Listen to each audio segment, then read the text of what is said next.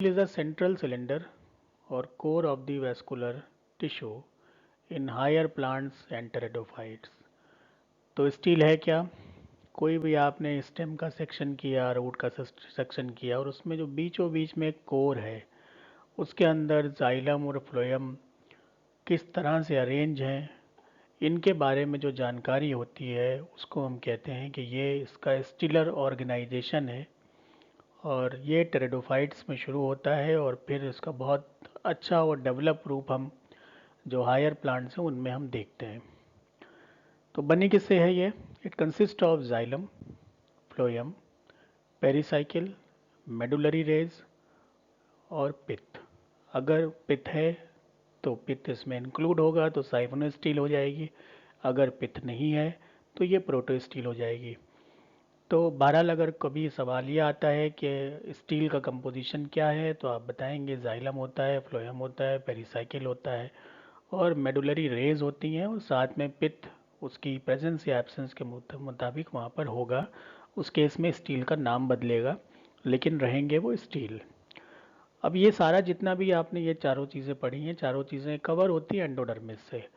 तो जैसे ही endodermis section में हम देखते हैं तो एंडोडर्मिस जो है वो कॉर्टेक्स का आखिरी जो बॉर्डर है उसको हम कहते हैं कि ये एंडोडर्मिस है। इसके बाद फिर पेरिसाइकिल आती है, जो अगली लेयर होगी वो पेरिसाइकिल की होगी। ये पहली लेयर हो जाती है स्टील और ऑर्गेनाइजेशन की। और उसके बाद ये सारी जाइलम, फ्लोएम और मेडुलरी रेज या पित्त आती है या नहीं आती है। तो ये तो कॉन्सेप्ट हमारा बहुत ज़रूरी है कि क्लियर रहे। तो अक्सर ये सवाल पूछ लिया जाता है कि एंडोडर्मिस पित्त का स्टील का पार्ट है या नहीं है, तो हम अमूमन यही कह देते हैं। जबकि हम ये कहेंगे कि जो बॉर्डर है कॉर्टेक्स का और स्टील का, उसके बीच की जो बॉर्डर बनी हुई है वो बॉर्डर एंडोडर्मिस है, तो आखिरी लेयर होती है कॉर्टिकल रीजन की। The term stele has been derived from the Greek word और इसके मायने थे रॉड या कॉलम। तो ये बीच में एक रॉड की तरह ये सेक्शन आता था, इसलिए इसका नाम स्टील पड़ गया। तो स्टील के रॉड और ये कॉलम है, इनको ही स्टील बोला जाने लगा। इसको बताने वाले वॉन थीमेन और डोलियट थे। 1886, बहुत पुरानी बात है जब इन्होंने इसका नामकरण कर दिया था। और उसके बाद फिर ये स्टीलर थ्योरी के नाम से भी जाने जाने लगा और वॉन थियम और डोलियट को स्टीलर थ्योरी देने वाले वैज्ञानिक के तौर पर आगे हमने पहचाना। The theory suggest that the cortex and the stele are the two fundamental parts of the shoot system. इनके मुताबिक ये था कि जो कॉर्टिकल रीजन है और जो स्टील है, ये दो फंडामेंटल पार्ट हैं किसी भी शूट सिस्टम के। इनमें से कोई भी एक एब्सेंस होती है तो फिर वो जो प्रॉपर शूट सिस्टम है वो नहीं बन सकता। तो दोनों चीज़ें हैं स्टील और कॉल्टेक्स, और जैसा मैं बता रहा था कि इनका सेपरेशन, इनका बॉर्डर क्या है, एंडोडर्मिस है। तो ये बाहर की तरफ, ये अंदर की तरफ, इनके बीच में एंडोडर्मिस। ये सारी चीज़ें जब मिल जाती हैं तो हम कहते हैं कि एक ये पूरा शूट सिस्टम तैयार हो गया। तो अगर कहा जाए कि शूट की एनाटॉमी क्या है तो हम बताएंगे कॉर्टिकल रीजन है, एंडोडर्मिस है, उसके बाद स्टीलर ऑर्गेनाइजेशन वहाँ में मिलता है। टीएम एंड डॉलियट ने रिकॉग्नाइज किया थ्री टाइप्स ऑफ स्टील। इन्होंने फिर बाद में और स्टडी करी, बहुत से प्लांट देखे, सेक्शन उसके काटे, और सेक्शन काटने के बाद इन्होंने देखा कि ये कई तरह से मिल सकती है। उसमें जो था एक मोनोस्टिलिक शूट भी मिली जो कि बहुत रेयर है, और पॉलीस्टिलिक शूट भी मिली जो ज़्यादा फ्रिक्वेंटली मिलती है। तो जो फॉसिल टाइप के प्लांट थे उनमें मोनोस्टिलिक कंडीशन मिल जा रही थी, लेकिन जो आजकल के प्लांट हैं वो बहुत ज़्यादा विकसित हैं, उनमें पॉलीस्टिलिक कंडीशन मिलती है। क्योंकि अ, जो विकास है उसमें क्या हुआ है कि जो सप्लाई है पानी की, खाने की, इसका बहुत फैलाव हुआ है। तो जितना ज़्यादा फैलाव होगा उतना ज़्यादा स्टील बढ़ जाएंगी। तो जिस सिस्टम में ज़्यादा स्टील मिल रही है इसका मतलब वो ज़्यादा एडवांस टाइप का सिस्टम है कि हर तरफ नसें और आगे दौड़ रही हैं, जो कि जैसे हमारे में खून की सप्लाई हो रही है वैसे ही वहाँ पर भी क्या है कि उनको खाना पीना मिल रहा है और इस तरह से उनका विकास हुआ। तो जो हम सेक्शन काटते हैं तो सेक्शन काटने के बाद जो स्ट्रक्चर दिखता है उस स्ट्रक्चर को देख के हम इवोल्यूशन के बारे में भी थोड़ा बहुत बता सकते हैं, और साथ साथ ये भी बता सकते हैं कि जो सेक्शन आपने काटा है ये किस प्लांट का हो सकता है अगर वो अननोन है तो। अब बात कर लेते हैं जो अलग अलग टाइप की स्टील्स हैं। The stele of the stem remains connected with the leaf by the vascular connection known as leafy supply. तो कोई भी स्टेम है, इसमें से जो भी लीफ निकली है, पिटियोल जा रहा है, तो ये स्टेम का जो वैस्कुलर बंडल है ये यहाँ मुड़ेगा, इसमें जाएगा और इनको कहेंगे हम leafy supply. There are several types of stele found in pteridophytes. अब टेरिडोफाइट्स की अगर हम बात करते हैं तो इसमें कई तरह की स्टील मिलती है, क्योंकि जो वैस्कुलर बंडल इनका मिलना इसमें से ही शुरू हुआ था, तो इस वजह से इसमें वेरिएशन भी होता है। तो जितना प्रिमिटिव होता है उतना उन चीज़ों में वेरिएशन आपको मिलेगा। तो इसमें प्रोटो स्टील की कंडीशन भी टेरिडोफाइट में मिलती है, साइफनो स्टील भी मिलता है, सोलेनो स्टील भी मिलता है, डिक्टिव स्टील भी मिलता है, पॉलीसाइक्लिक स्टील भी मिलता है, यू स्टील भी मिलता है और पॉली स्टील भी मिलता है। तो सारी कंडीशन टेरिडोफाइट्स में मिल जाती है, इसीलिए टेरिडोफाइट में स्टीलर ऑर्गेनाइजेशन हमें पढ़ाया जाता है। अगर सब ना मिलता तो स्टीलर ऑर्गेनाइजेशन फिर हमें उस ग्रुप में पढ़ाया जाता है जिसमें सब तरह की स्टील मिलती है। अगर वो हो सकता है जिम्नोस्पर्म होता, लेकिन जिम्नोस्पर्म में भी क्या है कि प्रोटोस्टील की कंडीशन थोड़ा सा रेयर हो जाती है। तो पहली बात कर लेते हैं प्रोटोस्टील की। और जेफरी साहब ने 1898 में इसे पहली बार ये देखा था कि स्टीलर थ्योरी के बारे में देखा और उसकी फाइलोजेनी वगैरह पढ़ी, और उन्होंने ये भी बताया कि प्रिमिटिव टाइप की जो स्टील है उसको हम प्रोटो स्टील बोल सकते हैं। अब क्या होता है in protostele, the vascular tissue is a solid mass and the central core of the xylem is completely surrounded by the strand of phloem. तो इसमें कुछ नहीं है, इन्होंने ये कहा कि इसमें सॉलिड मास है, कोई पित्त वित्त नहीं है, ये बीच का जाइलम हो गया और इसके सारे बाहर की तरफ ये फ्लोएम हो गया। इसके बाहर की लेयर जो आएगी वो आएगी पेरिसाइकिल की। तो अगर इस तरह का कंडीशन हमें मिल रही है, जाइलम का एक सेंट्रल सिलेंडर है, उसके चारों तरफ उसको फ्लोएम कवर किए हुए, कोई पित्त वगैरह उसमें नहीं है, तो ये कंडीशन प्रोटो स्टील की कंडीशन होती है। और इसमें मेजर बात यही है कि पित्त अगर एब्सेंट है तो वो कैटेगरी प्रोटो स्टील में जाएगी, और इसी का दूसरा नाम है वो नॉन मेडुलेटेड स्टील भी बोलते हैं, क्योंकि इसमें जो पित्त है उसको मेडुला भी कह सकते हैं। तो उसका होना ना होना ये तय करता है कि स्टील प्रोटो स्टील है या फिर साइफनो स्टील है।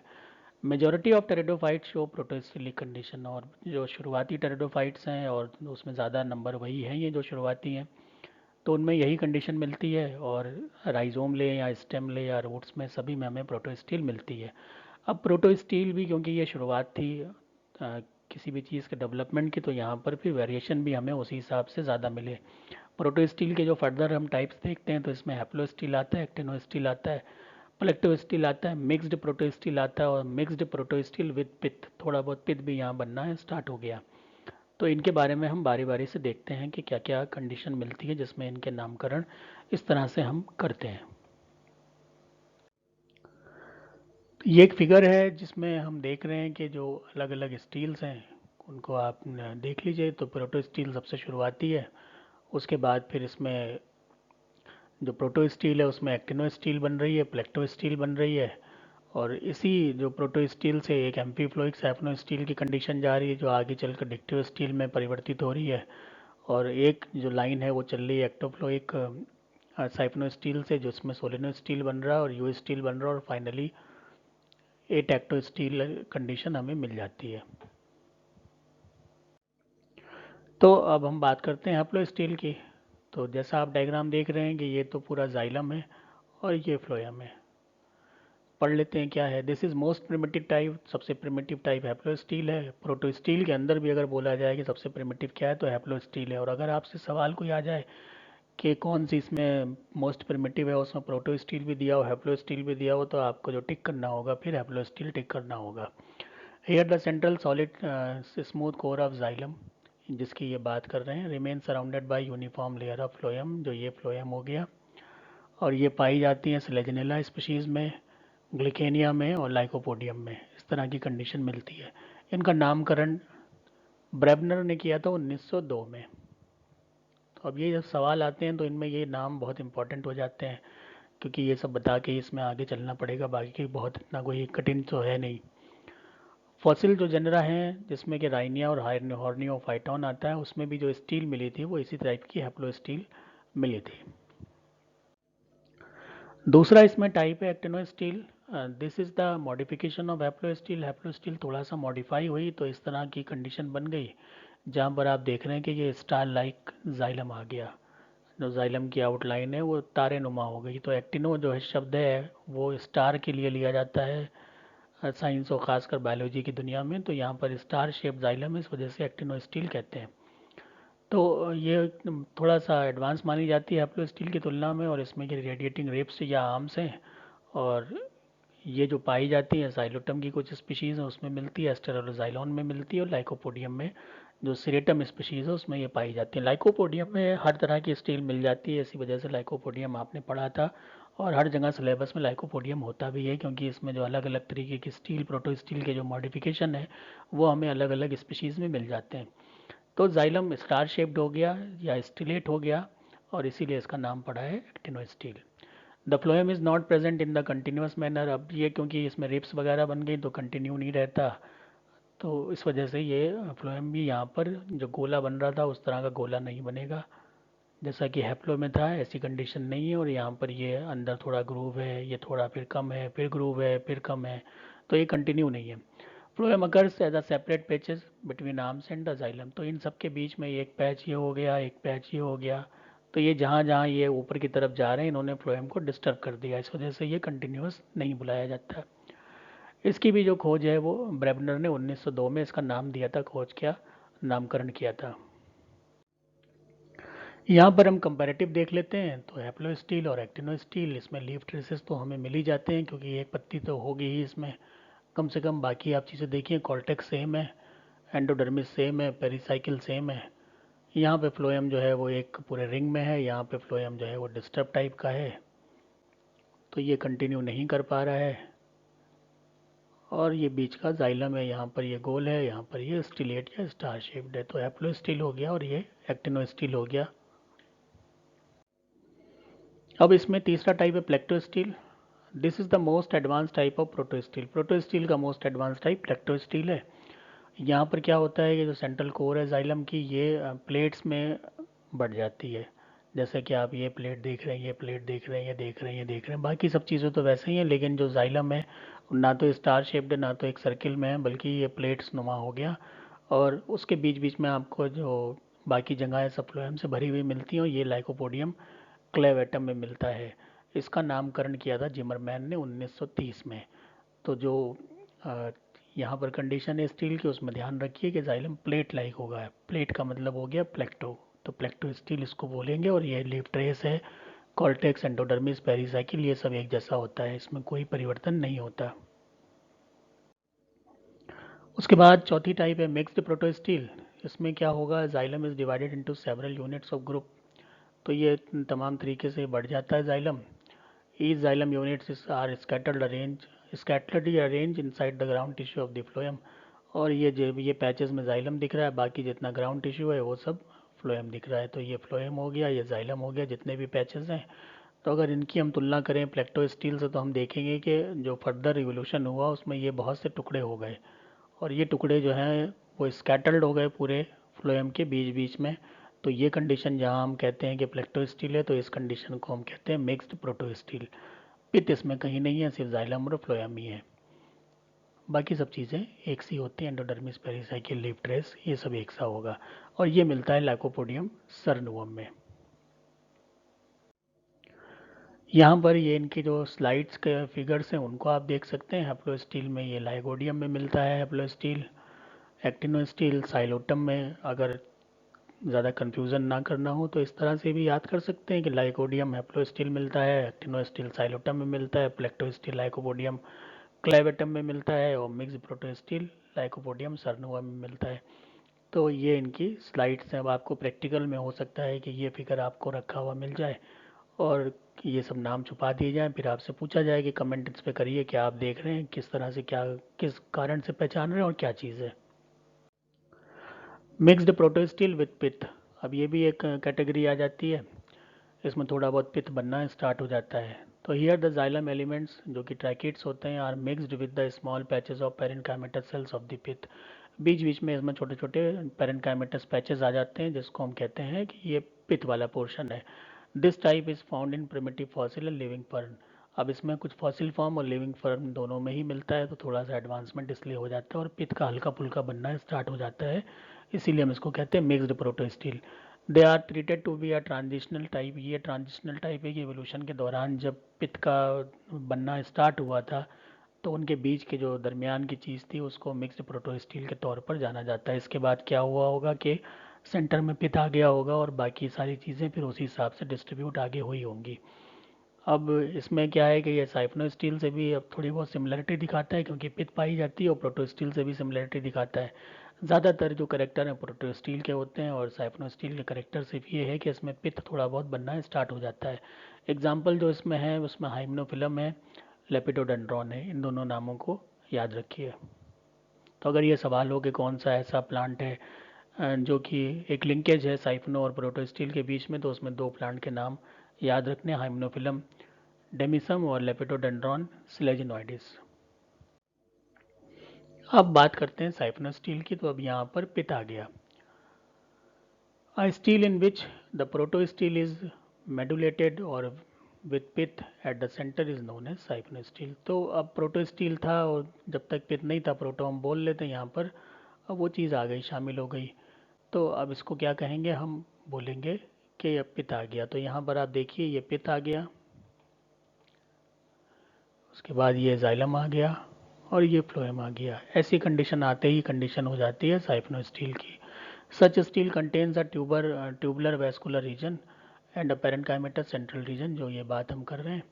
The central core of it surrounded by xylem, ये ब्लैक वाला जाइलम हो गया, और ये सारा सराउंड होता है फ्लोएम से। ये एडवांस फॉर्म होता है प्रोटोस्टील के तुलना में।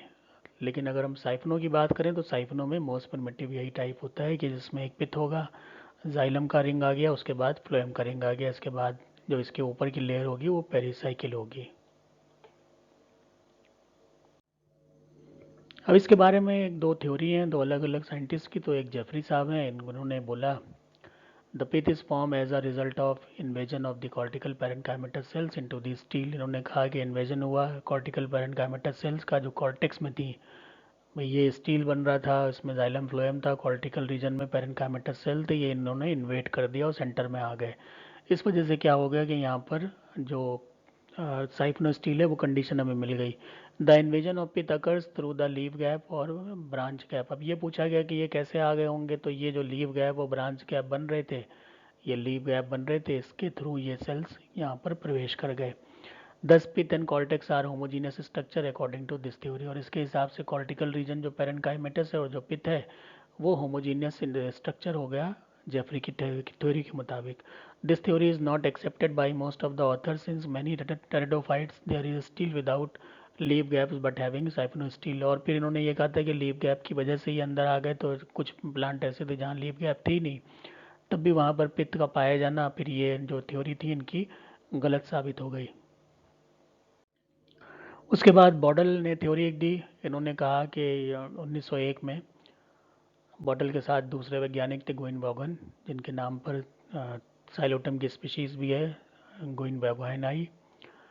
The siphonous steel has been evolved from the protosteel by the transformation of inner vascular tissue into parenchyma। इन्होंने ये कहा था कि वैस्कुलर टिश्यू जो है उनमें परिवर्तन हो गया और उन्होंने कुछ सेल्स जो हैं पेरेन्काइमेटस हो गई जो बीच में आ गई। तो इसको थोड़ी मान्यता मिल गई क्योंकि इन्होंने कोई पैसेज नहीं बताया था कि कहाँ से कहाँ आई। इन्होंने यही बोला कि जैसे ये जाइलम था, इसमें कुछ सेल्स बीच की अपने आप को मॉडिफाई कर गई, कैसे, पेरेन्काइमेटस सेल्स के तौर पर, और ये जाइलम बाहर आ गया। उसके बाद जो फ्लोएम था वो फ्लोएम यहीं रहा। तो ये अगर हम भी सोचें और आपने जितना अभी तक जाना है उसके हिसाब से ये तब भी ठीक है, और जो पहले वाले जेफरी साहब की बात थी वो उतनी सही नहीं थी।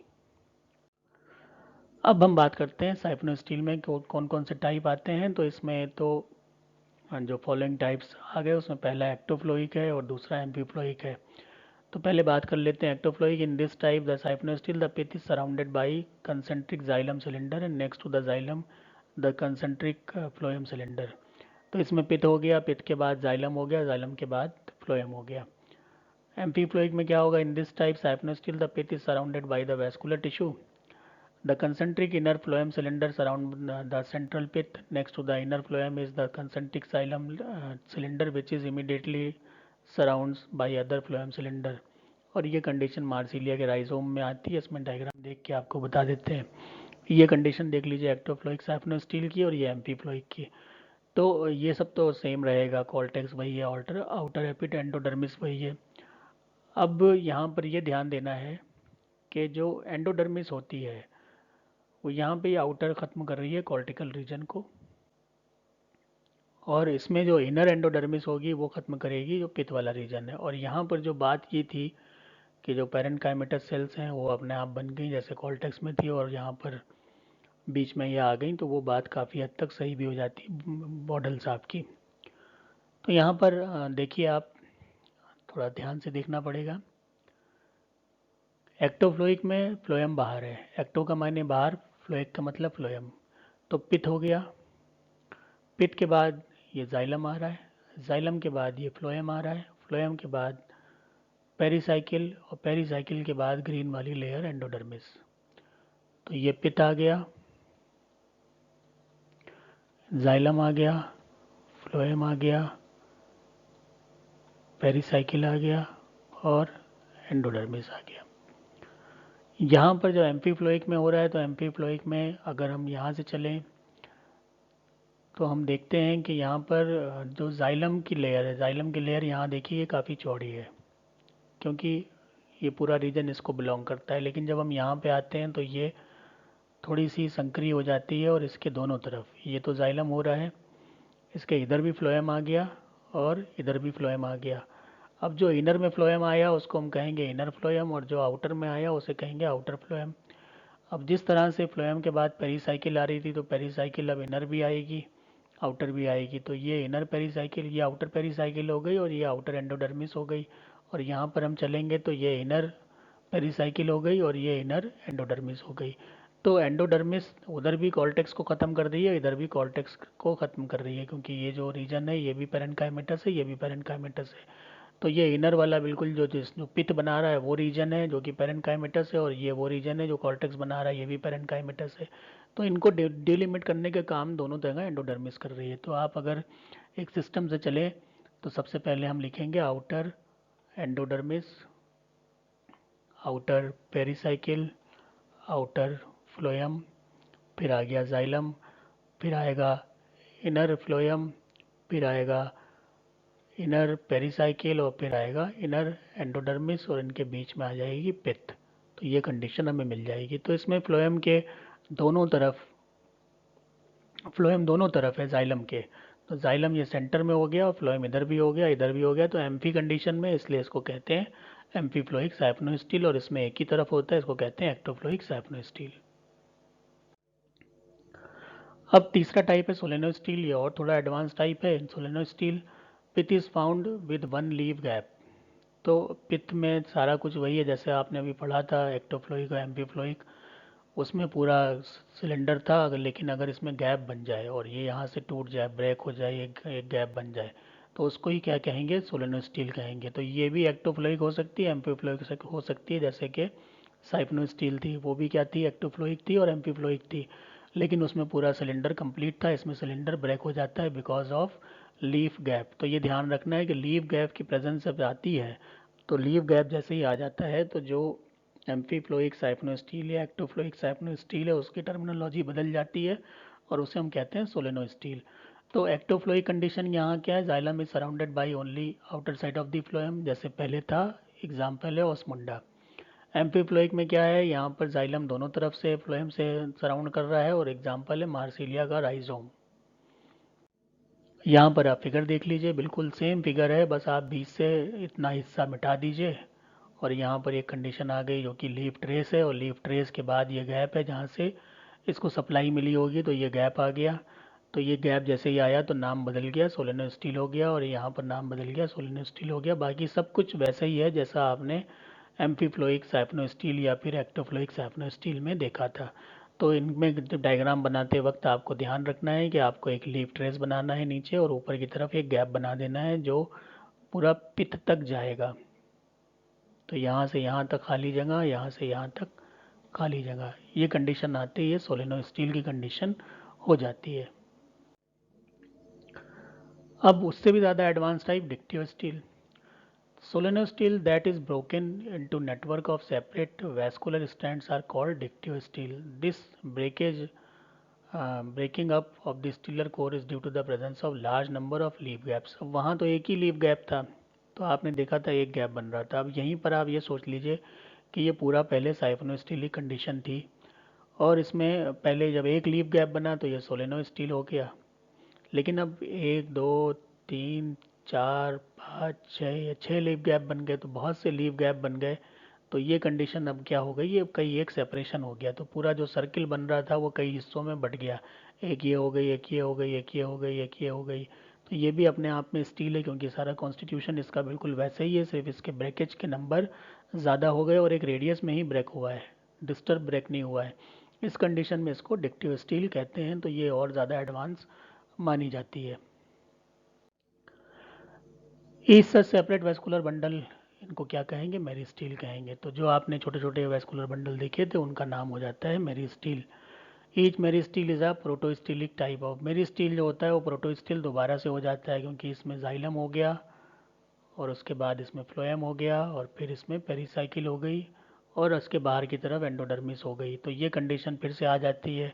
तो उस केस में क्योंकि अब ये बहुत टुकड़े हो गए और बहुत टुकड़े होने के बाद जो बीच का ये बन रहा था हमारा पित्त, ये वहाँ पर नज़र नहीं आता, और इस वजह से इसमें फिर से कंडीशन कैसी हो जाती है, प्रोटोस्टीलिक टाइप की हो जाती है।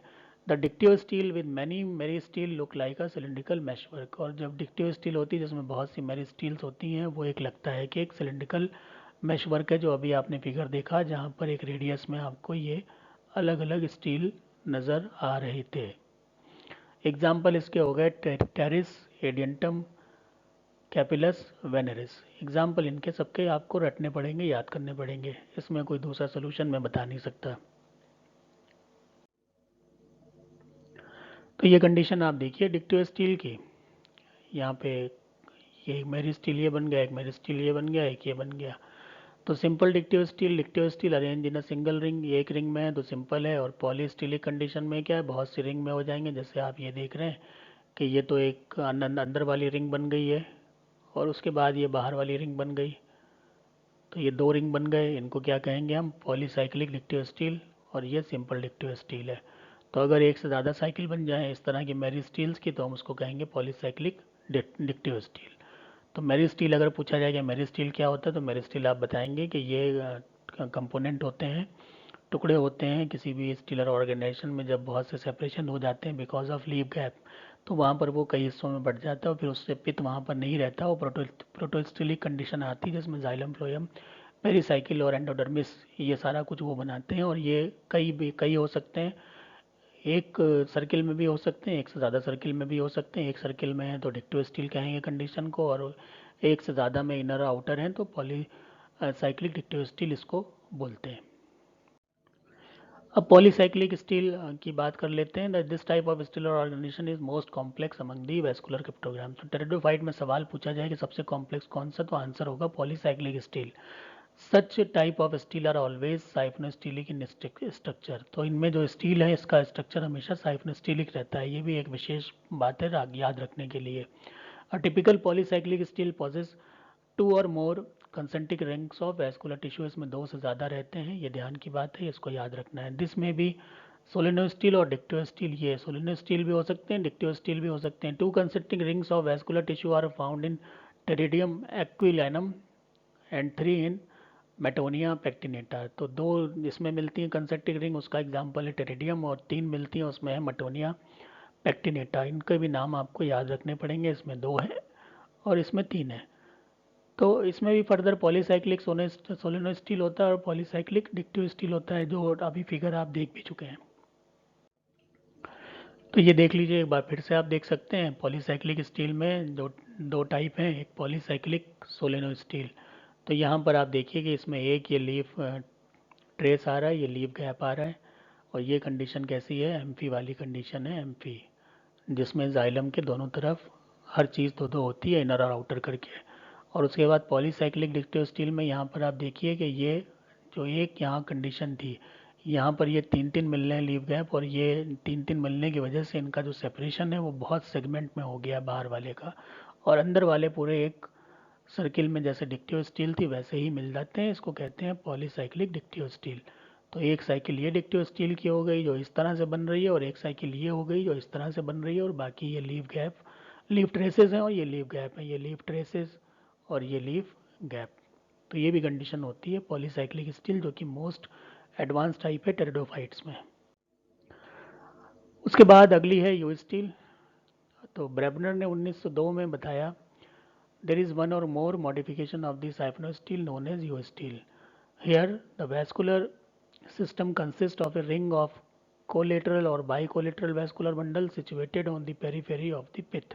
तो उन्होंने ये कहा कि यहाँ पर कोलेटरल और बाइकोलेटरल वैस्कुलर बंडल होते हैं जो पिथ की पेरीफेरी पे सिचुएटेड होते हैं।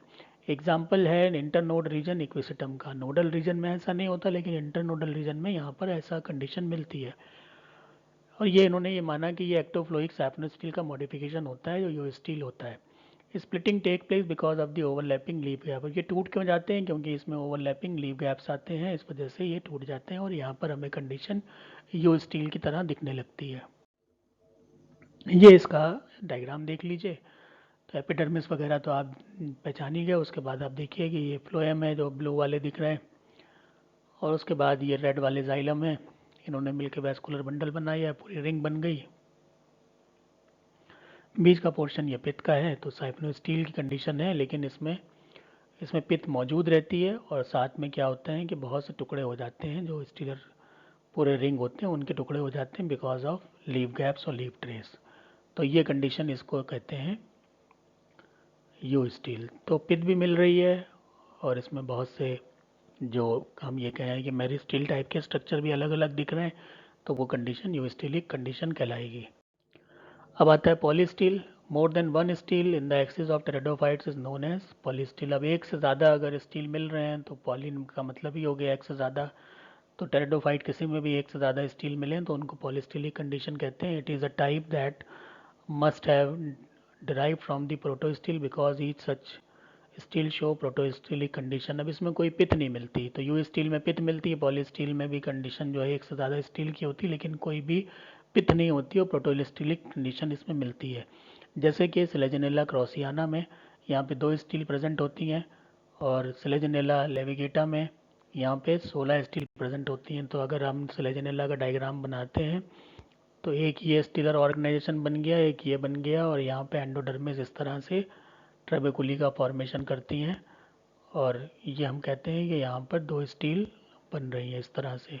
बीच में ये सब पेरेनकाइमेटस का जोन आ गया, तो एक ये स्टील हो गई और एक ये स्टील हो गई। इसमें कोई भी जो पिथ है वो प्रेजेंट नहीं होता, सिर्फ जाइलम फ्लोएम पेरिसाइकिल यही होते हैं, और बाहर एंडोडर्मिस इस तरह से लंबे लंबे हो जाते हैं, सर्किल में नहीं रहते। तो इसका बेस्ट एग्जांपल जो है वो स्लेजनेला क्रॉसियाना है। और स्लेजनेला लेविगेटा में इस तरह के 16 मिलते हैं, तो एक पूरा स्टेम में आपको ये अलग अलग जगह पे 16 के आसपास स्टील्स मिल जाएंगे। तो ये फिर एक बार बार बार इसलिए दिखा रहा हूँ क्योंकि यही चीज़ें बार बार डिस्कस हो रही हैं और इसी को आपको लिखना भी है। तो यहाँ पर कंडीशन आप देख लीजिए, पॉलीसाइक्लिक सोलोनल स्टील है, तो एक ये साइकिल बन रही है, एक ये बन रही है।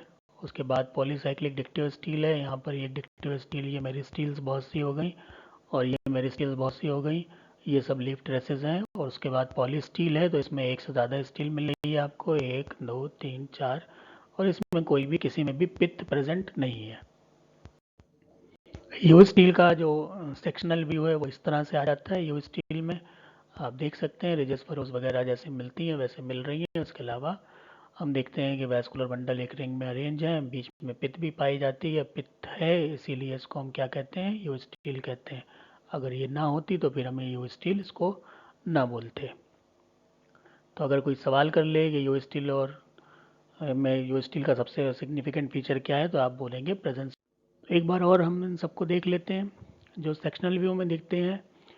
यहाँ पर आप देख सकते हैं कि ये एक्टोफ्लोइक साइफनो स्टील है जिसमें बाहर की तरफ से फ्लोएम है, पेरिसाइकिल फ्लोएम और xylem.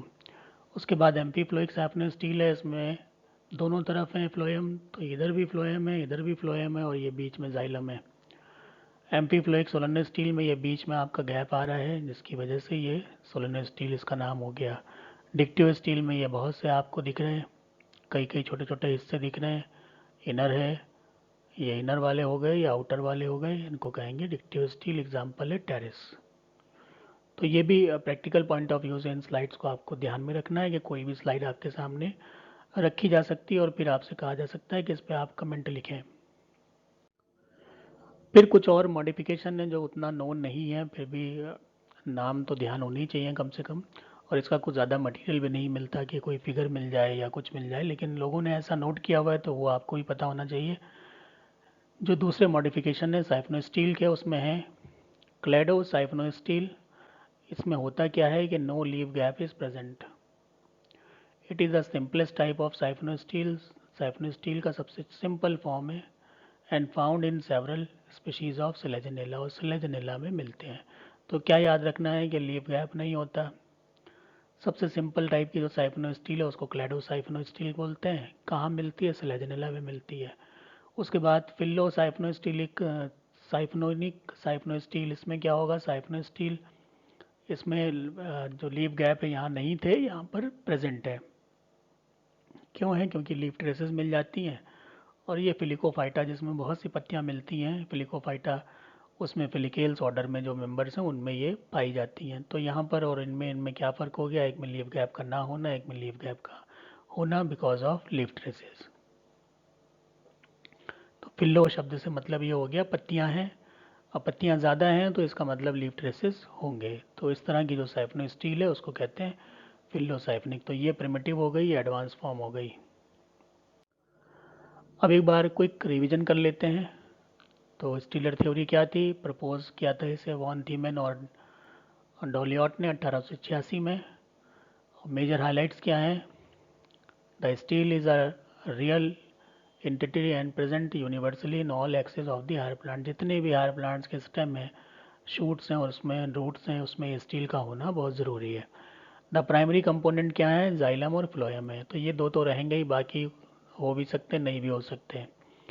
Tissue like pericycle, medullary rays, pith are also component of the stele. तो ये प्राइमरी हो गए और उसके बाद ये सेकेंडरी कंपोनेंट हो गए। इनके होने ना होने से जो नामकरण वगैरह है वो बदल जाता है। बहरहाल हो भी सकते हैं, नहीं भी हो सकते, लेकिन इन दोनों का होना बहुत ज़रूरी है।